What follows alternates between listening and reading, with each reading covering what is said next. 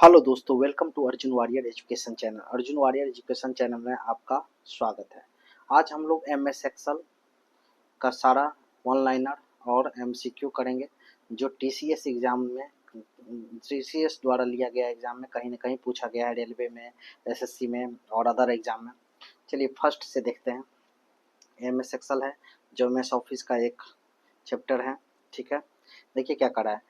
MS Excel 2010 में worksheet में वर्तमान पंक्ति की सभी सेल्स का चयन करने के लिए किस शॉर्टकट की का उपयोग करते हैं?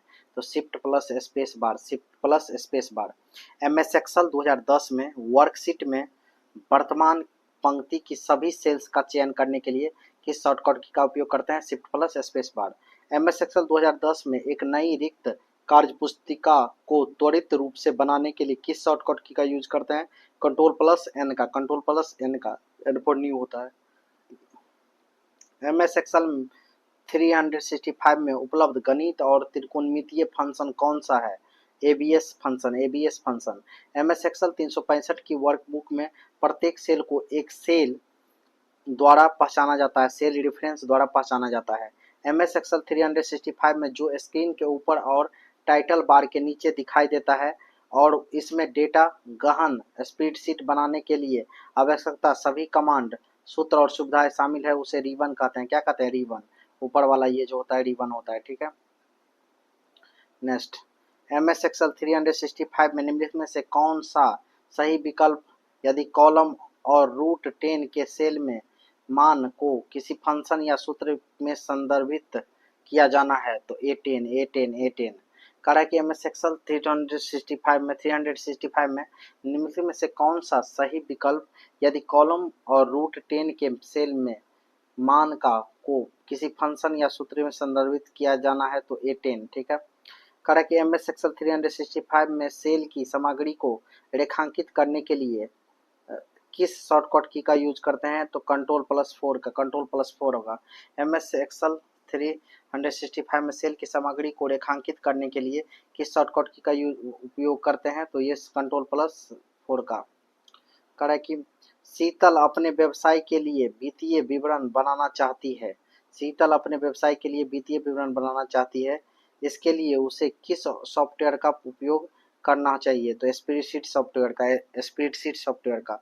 एमएस एक्सेल 365 में किसी खुली वर्कबुक को बंद करने के लिए किस शॉर्टकट का उपयोग करते हैं? कंट्रोल प्लस डब्ल्यू का, कंट्रोल प्लस डब्ल्यू का। एमएस एक्सेल 365 में सेल की सामग्री को इटैलिक बनाने के लिए किस शॉर्टकट की का उपयोग करना चाहिए? कंट्रोल प्लस 3 का। इटैलिक बनाने के लिए कंट्रोल प्लस 3 का।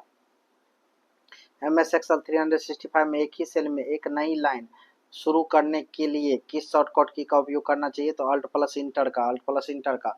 एमएस एक्सेल 365 में एक ही सेल में एक नई लाइन शुरू करने के लिए किस शॉर्टकट की का उपयोग किया जाता है? अल्ट प्लस इंटर का। यदि संभव हो तो एमएस एक्सेल में अंतिम कमांड या क्रिया को दोहराने के लिए किस शॉर्टकट की का उपयोग किया जाता है? तो कंट्रोल प्लस वाई का, कंट्रोल प्लस वाई का। यदि संभव हो तो एमएस एक्सेल में अंतिम कमांड या क्रिया को दोहराने के लिए किस शॉर्टकट की का उपयोग करते हैं? तो कंट्रोल प्लस वाई का, जिसको रेडो कहते हैं।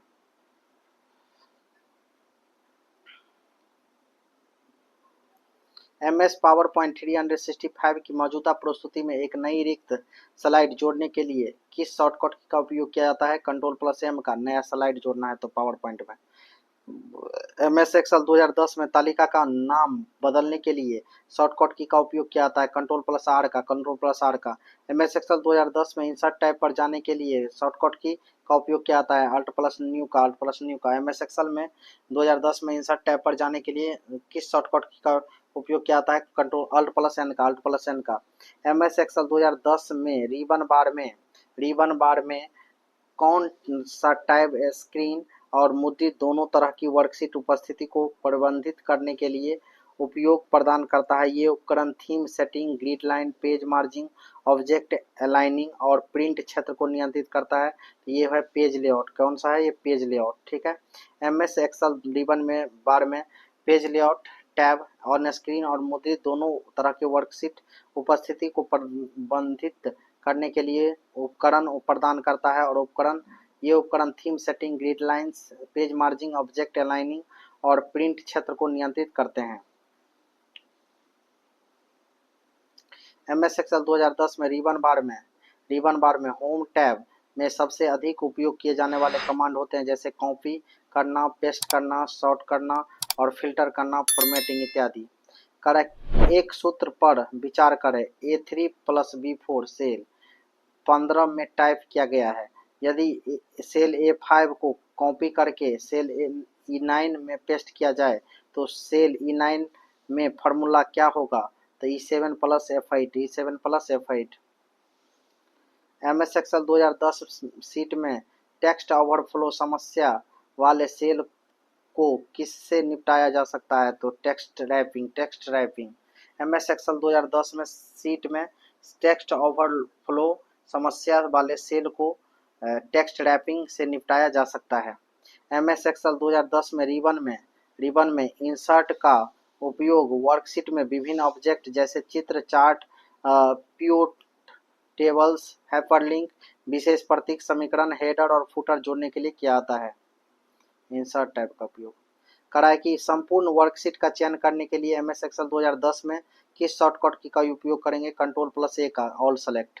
MS एक्सेल वर्कशीट 2010 वर्कशीट के एक सेल में अधिकतम कितने अक्षर टाइप किए जा सकते हैं? 32,768 VBI। MS एक्सेल 2010 वर्कशीट के एक सेल में अधिकतम कितने अक्षर टाइप किए जा सकते हैं? 32,767 अक्षर टाइप किए जा सकते हैं।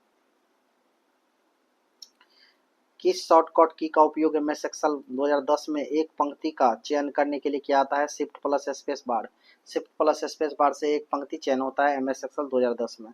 किस शॉर्टकट की का उपयोग MS एक्सेल 2010 में टेक्स्ट की एक नई लाइन शुरू करने और वर्कशीट सेल में टेक्स्ट की लाइनें या पैराग्राफ के बीच रिक्त छोड़ने के लिए किया जाता है? तो Alt+Enter का। MS एक्सेल 2010 में वर्कशीट में इंसर्ट हाइपरलिंक डायलॉग बॉक्स खोलने के लिए किस शॉर्टकट की का उपयोग किया जाता है?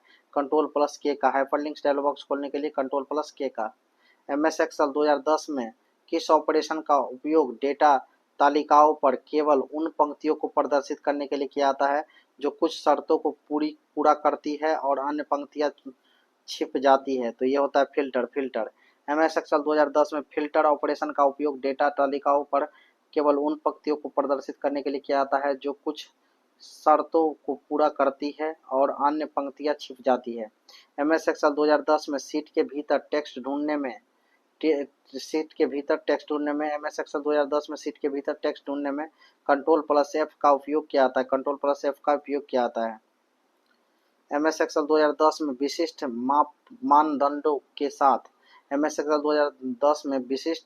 मानदंडों के साथ एक रेंज में सेल की संख्या की गणना काउंटिफ का उपयोग करके की जा सकती है। MS एक्सेल 2010 में विशिष्ट मानदंडों के साथ एक रेंज में सेल की संख्या की गणना काउंटिफ का उपयोग करके की जा सकती है। MS एक्सेल 2010 में सीट के भीतर टेक्स्ट को बदलने के लिए किसका उपयोग करते हैं? Ctrl+H का रिप्लेस होता है उससे। MS एक्सेल 2010 में किस फंक्शन की का उपयोग सेल को संपादित करने के लिए किया जाता है? F2 का। MS एक्सेल 2010 में किस फंक्शन की का उपयोग सेल के संपादित करने के लिए किया जाता है? F2 का। MS एक्सेल 2010 की टेबल सुविधा के माध्यम से बनाई गई तालिकाएं उपयोगकर्ताओं को विभिन्न मानों द्वारा किसको फिल्टर करने की अनुमति देती है? कॉलम को। किसको फिल्टर करने की अनुमति देती है? कॉलम को। MS एक्सेल 2010 में एप्लीकेशन में अधिकतम जूम प्रतिशत 400% होता है। MS एक्सेल 2010 में एप्लीकेशन में अधिकतम जूम प्रतिशत क्या होता है? 400। मौजूदा MS एक्सेल वर्कबुक में नई वर्कशीट डालने के लिए कौन सी शॉर्टकट की का उपयोग करते हैं? Shift+F11। मौजूदा MS एक्सेल 2010 वर्कबुक में नई वर्कशीट डालने के लिए कौन सी शॉर्टकट की का उपयोग करते हैं? Shift+F11।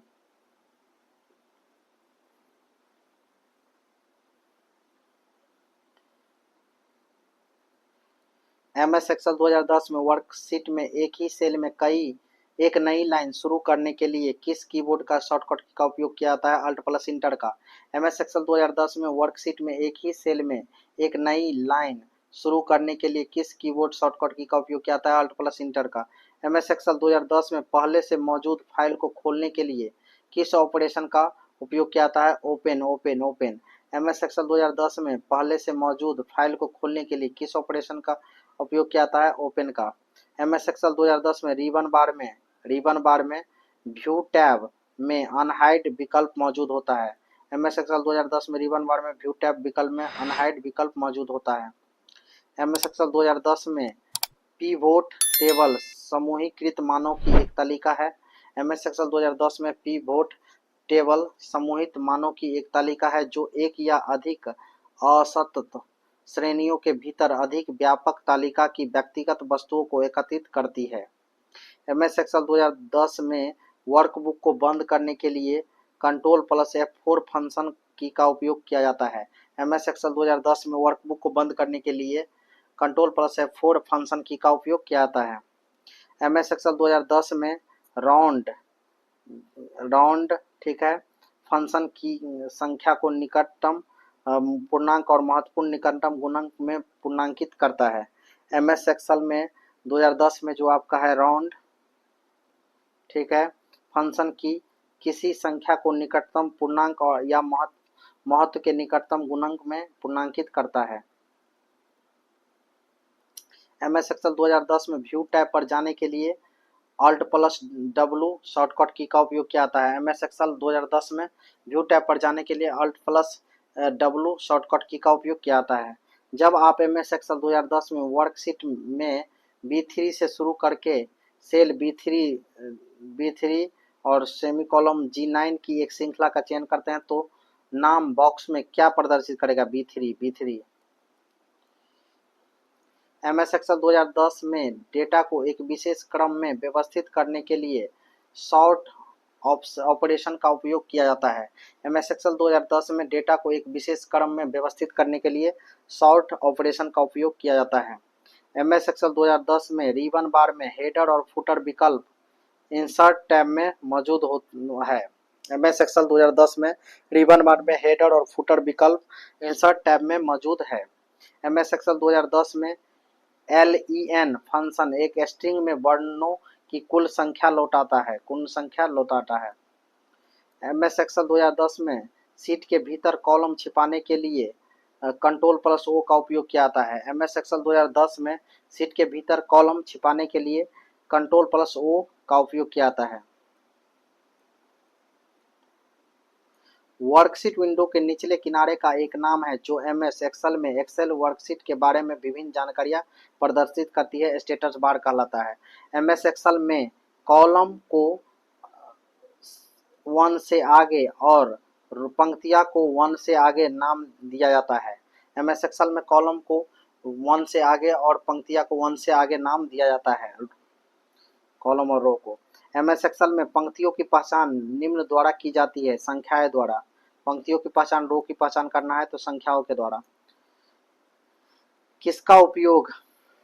किसका उपयोग किया जाता है जब आप MS एक्सेल 2010 में एक सेल रेफरेंस को विशिष्ट सेल पर स्थित रखना चाहते हैं तो एब्सोल्यूट सेल रेफरेंस का। MS एक्सेल में किस फंक्शन का यह गणना करता है कि तर्कों की सूची में कितने मान है? काउंट से पता चलता है कि कितने मान है MS एक्सेल में। MS एक्सेल 2010 की वर्कशीट में पंक्तियों और स्तंभों की कितनी संख्या होती है? नंबर ऑफ रोज कितना होगा? पंक्तियों की संख्या 16,384 और कॉलम जो होता है, कॉलम की संख्या जो ये वाला ऊपर वाला से तो ये होता है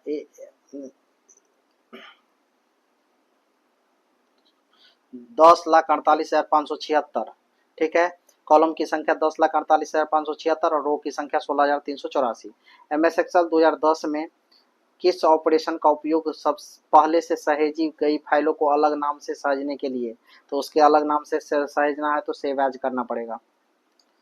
MS एक्सेल 2010 में रिबन बार में कौन सी टैब वर्कशीट दृश्यों और फ्रीजिंग पैन देखने और कई विंडो को व्यवस्थित करने के बीच स्विच करने के लिए कमांड प्रदान करता है? तो व्यू टैब। MS एक्सेल 2010 में प्रोपर फंक्शन टेक्स्ट मान के प्रत्येक शब्द में पहले अक्षर को बड़ा करता है। MS एक्सेल 2010 में प्रोपर फंक्शन टेक्स्ट मान के प्रत्येक शब्द में पहले अक्षर को बड़ा करता है। MS एक्सेल 2010 में रिबन बार में रिव्यू टैब आपको वर्तनी की जांच करने, परिवर्तनों को ट्रैक करने, टिप्पणियां और नोट्स जोड़ने, वर्कशीट और वर्कबुक की सुरक्षा करने की अनुमति देता है। ठीक है। एमएस एक्सेल 2010 में पिछली सीट पर जाने के लिए कौन सा शॉर्टकट की का उपयोग किया जाता है? Control plus page up. पिछली सीट पर जाना है तो कंट्रोल प्लस पेज अप का यूज करेंगे। एमएस एक्सेल 2010 में रिबन बार में कौन सी टैब आपको बैक स्टेज व्यू में जाने की अनुमति देता है, जिसमें आवश्यक फाइल संबंधी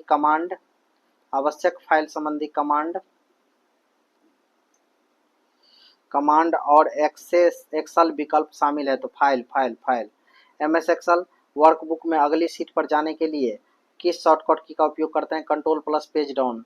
पिछली पर जाने के लिए कंट्रोल प्लस पेज अप और अगली सीट पर जाने के लिए control plus page down.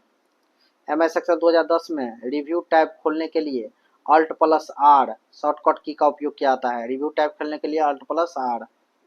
MS Excel में किसका उपयोग एमएस एक्सेल 2010 में पहले से मौजूद फाइल को खोलने के लिए किया जाता है? ओपन। एमएस एक्सेल में किस फंक्शन टेक्स्ट के सभी अक्षरों को अपर केस में बदल देता है? कौन सा फंक्शन? तो upper case function.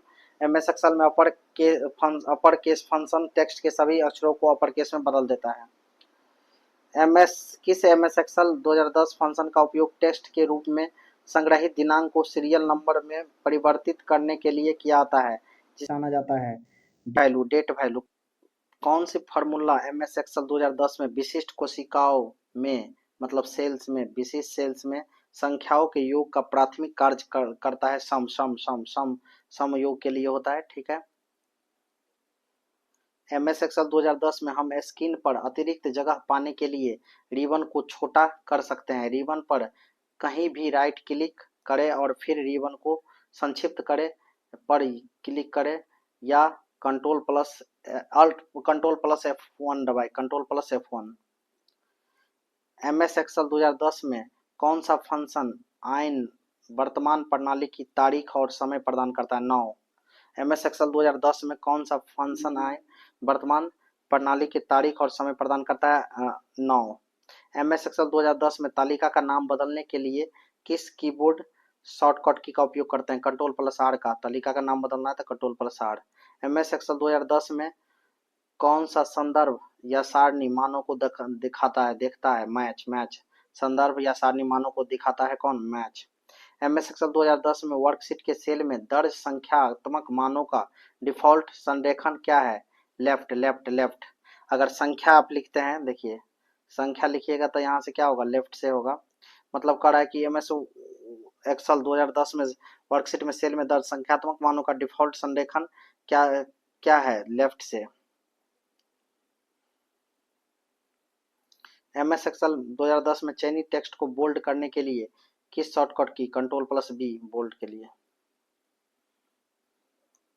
MS Excel 2010 में वर्कशीट के सेल में वर्तमान दिनांक को समय के साथ प्रदर्शित करने के लिए किस फंक्शन का उपयोग करेंगे? 9 का। ठीक है। तो किस फंक्शन का उपयोग एमएस एक्सेल 2010 में संख्या को पूर्णांकित करने के लिए करते हैं? फ्लोर का। पूर्णांकित करने के लिए फ्लोर का करते हैं। करा कि एमएस एक्सेल 2010 में कौन सी सुविधा हमें आसान सेल के समूह को सामग्री के संख्यात्मक मान को जोड़ने में मदद करता है? ऑटो सम। एमएस एक्सेल 2010 में दो या दो से अधिक गैर आसन वर्कशीट का चयन करने के लिए पहले वर्कशीट के लिए टैब पर क्लिक करें, फिर अपने कीबोर्ड पर कंट्रोल की दबाएं रखें और जबकि आप अन्य सीट के टैब पर क्लिक करें जिन्हें आप चुनना चाहते हैं। एमएस एक्सेल 2010 में रिबन बार में फार्मूला टैब में फंक्शन डालने, नाम परिभाषित करने और गणना विकल्पों को नियंत्रित करने के लिए उपकरण शामिल है। किसमें? फार्मूला बार में। कह रहा है कि कौन सा शॉर्टकट की का उपयोग एमएस एक्सेल में एक कॉलम का चयन करने के लिए किया जाता है? Control plus space bar. MS Excel 2010 में डेटा के किसी भी सेट का ग्राफिकल प्रतिनिधित्व करने के लिए चार्ट का उपयोग करते हैं। किसका? चार्ट का। एमएस एक्सेल 2010 की वर्कशीट में किसी सेल की सामग्री को संपादित किया जाता है तो सेल नंबर किस रूम में प्रदर्शित होता है? नेम बॉक्स में। एमएस एक्सेल 2010 में 5वीं पंक्ति और 5वें कॉलम के प्रतिच्छेदन पर सेल का पता E5। एमएस एक्सेल 2010 में रिबन बार में होम टैब में सबसे अधिक उपयोग किए जाने वाले कमांड होते हैं होम टैब में, जैसे कॉपी करना, पेस्ट करना, सॉर्ट करना, फिल्टर करना, फॉर्मेटिंग इत्यादि होम टैब में होता है। एक सूत्र पर विचार करें, equal to A3 plus B4 cell 15 में टाइप किया गया है। यदि सेल 15 को कॉपी करके सेल E9 में पेस्ट किया गया तो सेल E9 में फार्मूला होगा E7 plus F8, E7 plus F8 बदल जाएगा, वो अगला में चल जाएगा। MS एक्सेल 2010 में सीट में टेक्स्ट ओवरफ्लो समस्या वाले सेल को टेक्स्ट रैपिंग से निपटाया जा सकता है, टेक्स्ट रैपिंग से निपटाया जा सकता है। MS एक्सेल 2010 में रिबन में इंसर्ट का उपयोग वर्कशीट में विभिन्न ऑब्जेक्ट चित्र जैसे चित्र, चार्ट, बोर्ड, टेबल्स, हाइपरलिंक, विशेष प्रतीक, समीकरण, हेडर और फुटर जोड़ने के लिए किया जाता है। संपूर्ण वर्कशीट को अगर चयन करना है, सेलेक्ट करना है तो शॉर्टकट की Ctrl+A। MS एक्सेल 2010 में फिल्टर ऑपरेशन का उपयोग डेटा तालिकाओं पर केवल उन पंक्तियों को प्रदर्शित करने के लिए किया जाता है जो कुछ शर्तों को पूरी करती है और अन्य पंक्तियां छिप जाती है, फिल्टर का उपयोग करते हैं उसके लिए। MS एक्सेल 2010 में सीट के भीतर टेक्स्ट ढूंढने के लिए Ctrl+F शॉर्टकट की का यूज करते हैं। MS एक्सेल 2010 में टुडे फंक्शन केवल वर्तमान सिस्टम तिथि को प्रदान करती है। टुडे फंक्शन वर्तमान तिथि को प्रदान करती है। MS एक्सेल 2010 में रिबन बार में व्यू टैब में हाइड विकल्प मौजूद है। व्यू टैब में हाइड विकल्प मौजूद है। MS एक्सेल 2010 में डेटा टाइप पर जाने के लिए शॉर्टकट की कौन सा शॉर्टकट की का उपयोग किया जाता है? Alt+A का। माइक्रोसॉफ्ट एक्सेल का वर्तमान कौन सा फंक्शन चयनित डेटाबेस प्रविष्टियों से अधिकतम मान लौटाता है? Maximum function. माइक्रोसॉफ्ट एक्सेल 2019 में रिक्त वर्कशीट में आज की तारीख के लिए कौन सा फंक्शन? Today function. MS एक्सेल 2007 में डिफॉल्ट फाइल एक्सटेंशन है .xlx। फार्मूला का परिणाम क्या होगा जब 256/8/4/2 होगा तो देखिए पीछे से मल्टीप्लाई करते चलिए, 4 दूना 8, 8 8 64 और 64 से डिवाइड दीजिए 256 में तो 4 बार में। MS एक्सेल वर्कबुक में पहली वर्कशीट का डिफॉल्ट नाम क्या होता है? सीट 1। डिफॉल्ट रूप से MS एक्सेल 2010 बोर्ड वर्कबुक में कितने सीट प्रदान की जाती है? 3 सीट रहती है।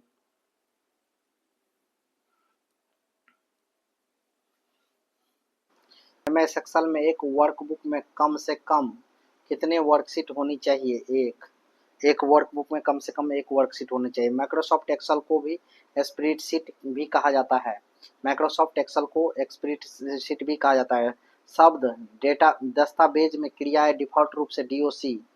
शब्द डेटा दस्तावेज शब्द दस्तावेज में क्रियाएं डिफॉल्ट रूप से DOC होता है। DOC document orientation. शब्द दस्तावेज में क्रिया में डिफॉल्ट रूप से DOC होता है, डॉक्यूमेंट। करा कि कंप्यूटर में वर्कबुक अधिकतर इसी से संबंधित है, MS एक्सेल से। जब आप MS एक्सेल में एक स्प्रेडशीट खोलते हैं तो एक्सेल की टाइटल बार वर्कशीट का नाम प्रदर्शित होता है। टाइटल बार एक्सेल वर्कशीट पर नाम प्रदर्शित होता है। MS एक्सेल 2016 में चार्ट बनाने के लिए किस मेन्यू आइटम का उपयोग किया था? इंसर्ट का। चार्ट बनाना है तो इंसर्ट का। माइक्रोसॉफ्ट एक्सेल में पंक्तियों की अधिकतम संख्या कितनी है? 10,48,576। 10,48,576। एक स्प्रेडशीट में कितने कॉलम होते हैं? 256। एक्सेल 2010 की एक सीट में कितने कॉलम होते हैं? 16,384। 2010 में 16,384। वैसे ही स्प्रेडशीट में कॉलम पूछेगा तब 256 और एक सीट में पूछेगा तब 16,384। एक्सेल में एकल कक्षों में रखे गए छोटे चार्ट को स्पार्क लाइंस कहा जाता है। एक्सेल में एकल कक्षों में रखे गए छोटे चार्ट को स्पार्क लाइंस कहते हैं। एक्सेल वर्कबुक एक संग्रह है वर्कशीट और चार्ट का। कौन सा एक कंप्यूटर सॉफ्टवेयर प्रोग्राम जिसका उपयोग डेटा को संग्रहित करने, व्यवस्थित करने और हेरफेर करने के लिए किया जाता है? MS Excel. किसी विभाग का बजट तैयार करने के लिए सबसे उपयुक्त सॉफ्टवेयर स्प्रेडशीट। जब माइक्रोसॉफ्ट एक्सेल 2016 में लॉन्च किया जाता है तो कौन सा टैब डिफॉल्ट रूप से सक्रिय होता है? Home tab. M S Excel function का मान क्या होगा? औसत 245,001। तो इसका निकालने के लिए औसत जोड़ लीजिए ना सबको, 4 2 6 और इधर से 12, 12 हुआ टोटल नंबर, और 1 2 3 4 5 6, 6 से डिवाइड कितना हुआ? 2। कड़ा की परिभाषित अनुक्रम में दर्ज किए गए डेटा को स्वचालित करने के लिए माइक्रोसॉफ्ट एक्सेल के किस सुविधा का उपयोग करते हैं? ऑटोफिल का। माइक्रोसॉफ्ट एक्सेल सॉफ्टवेयर द्वारा बनाई गई फाइल को सामान्यतः किस नाम से जानते हैं? वर्कबुक। एक्सेल वर्कशीट में A1 में लेबल किए गए पहले सेल का नाम क्या है? तो A1। MS एक्सेल द्वारा तैयार की जाती है स्प्रेडशीट। MS एक्सेल में वर्तमान दिनांक और समय कैसे प्रदर्शित करते हैं? 9 के साथ। मुख्य रूप से अकाउंटिंग उद्देश्यों के लिए किस अवयव का उपयोग किया जाता है? MS एक्सेल का। एक सुनिश्चित सेल एब्सोल्यूट सेल एड्रेस में पंक्ति नंबर और कॉलम लेवल पहले संकेत minus plus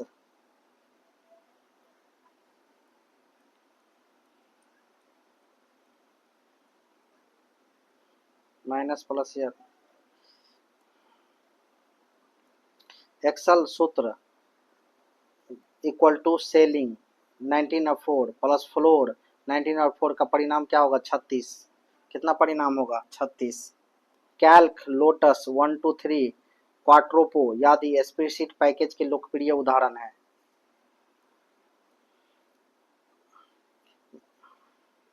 Microsoft access table में कॉलम को फील्ड के रूप में जाना जाता है।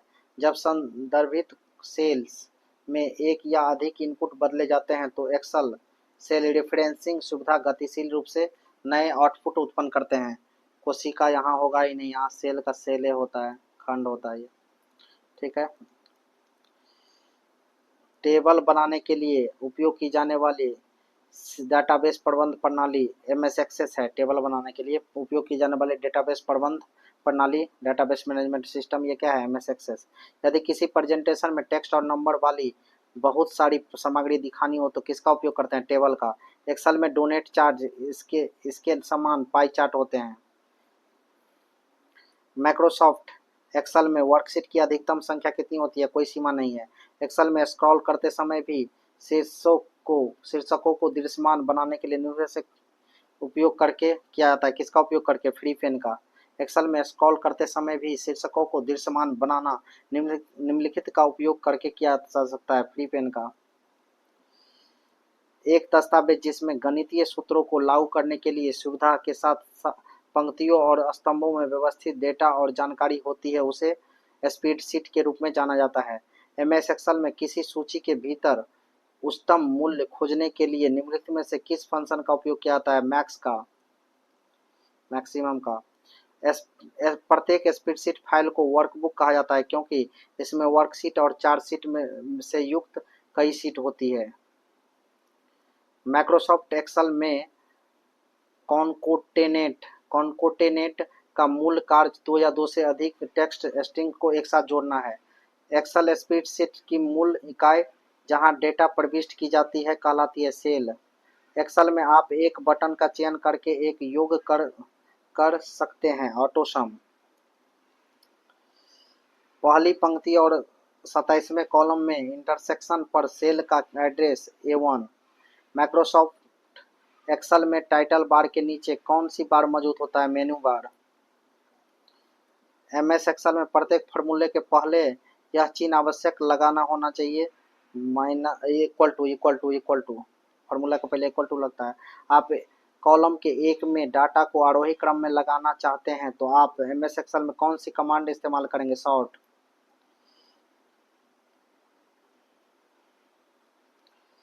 MS एक्सेल फार्मूला का परिणाम क्या होगा? सेलिंग 75 है। तो सेलिंग 75 का मतलब हुआ जो क्या? लेस देन 10, पूर्णांकित की जाने वाली संख्या महत्वपूर्ण है। जो लेस देन 10 होगा, तो लेस देन 10 होगा मतलब क्या? आपका सेलिंग 75 किसके बराबर देगा? तो 10 के बराबर। कैसे? इस फंक्शन में सेलिंग फंक्शन का उपयोग निकटतम गुणांक में पूर्णांकित करने के लिए किया जाता है। सेलिंग संख्या महत्व, सेलिंग हो गया तो पूर्णांकित की जाने वाली संख्या। महत्वपूर्ण पूर्णांकित करने समय किसी गुणज का उपयोग किया जाता है। किसका? किसी गुणज का। तो 5 का गुणज है ये।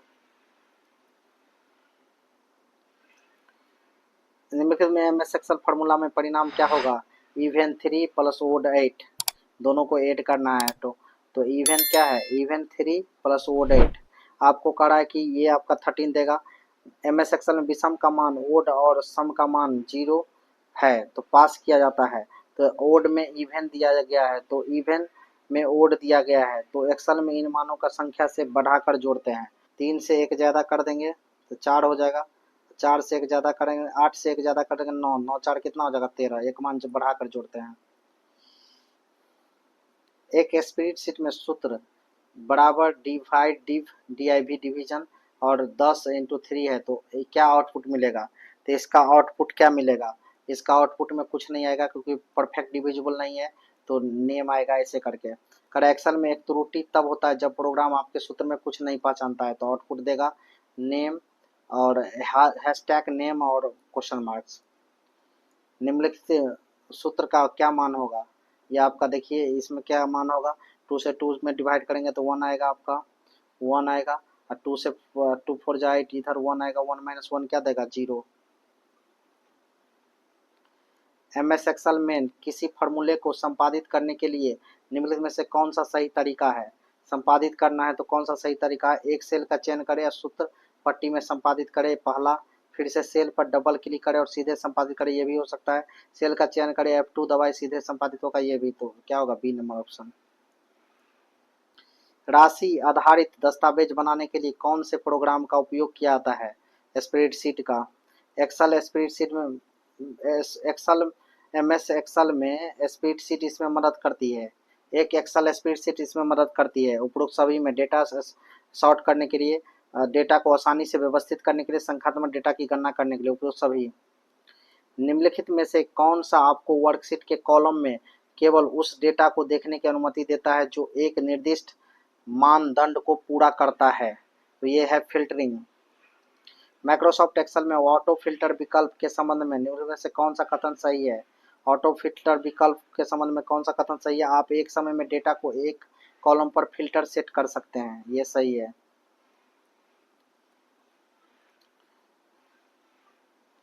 एमएस एक्सेल 2019 में संरक्षित वर्कशीट पर निम्नलिखित में से किस ऑपरेशन की अनुमति नहीं है? तो देखिए, एक कॉलम को सम्मिलित करना ये है, आपका सेल्स को प्रारूपित करना ये भी है, वर्कशीट हटाना ये नहीं है, जबकि एक पंक्ति सम्मिलित करना ये भी है।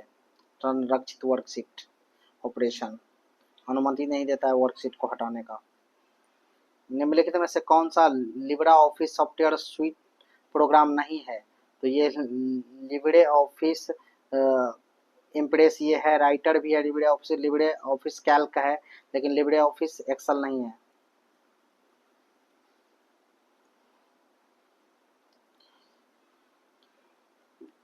एमएस एक्सेल में मैच फंक्शन के बारे में निम्नलिखित कथन पर विचार कीजिए। यह सेल्स की श्रेणी में एक विशिष्ट आइटम की खोज करता है और फिर श्रेणी में इस आइटम की सापेक्ष स्थिति लौटाता है। Match function syntax match look value lookup match type है, ये केवल पी और क्यू सही होगा। मैच फंक्शन कभी तर्क आवश्यक है, ये गलत है। MS पावर पॉइंट 365 में से कौन सा मान्य फाइल स्वरूप है? PPT ये भी सही है, PWPT ये नहीं, PPTPX ये भी सही है, PPTM सही है, ये PWPTX सही नहीं है फाइल एक्सटेंशन में। MS एक्सेल 2010 के संबंध में गलत विकल्प को चुन कीजिए। तो MS एक्सेल 2010 में सीट के अंदर कॉलम को छिपाने Alt+0 का उपयोग करते हैं, गलत है। MS एक्सेल ये आपका गलत है। अब सही देखिए, MS एक्सेल 2010 में सीट के भीतर पंक्तियों को छिपाने के लिए Ctrl+N का भी यूज करते हैं, सही है। MS एक्सेल 2010 में भीतर के कॉलम को छिपाने के लिए Ctrl+0 का यूज करते हैं, ये भी सही है। MS एक्सेल 2010 में होम टैब में सबसे अधिक उपयोग की जाने वाली, जैसे कॉपी करना, पेस्ट करना, शॉर्ट करना, ये भी आपका सही है। MS एक्सेल 2010 के संबंध में गलत विकल्प को चयन कीजिए। Alt+Enter शॉर्टकट के प्रयोग में MS एक्सेल 2010 में टेक्स्ट की नई लाइन शुरू करने या वर्कशीट सेल में टेक्स्ट लाइनों को पैराग्राफ के बीच रिक्ति जोड़ने के लिए किया जाता है, ये सही है। MS एक्सेल 2010 में रिबन और होम टैब में सबसे अधिक उपयोग की जाने वाली कमांड जैसे cut, copy, paste, short, filter आदि है, ये भी सही है। MS एक्सेल में Ctrl+F से उपयोग शीट के भीतर टेक्स्ट ढूंढने के लिए किया जाता है, ये भी आपका सही है। MS एक्सेल एक्सेल में F3 का उपयोग फाइल को सेव करने के लिए गलत है। अगर आपको ये वीडियो पसंद आया हो तो लाइक कीजिए और ऐसे ही वीडियो के लिए हमारे चैनल को सब्सक्राइब कीजिए। Thank you for watching.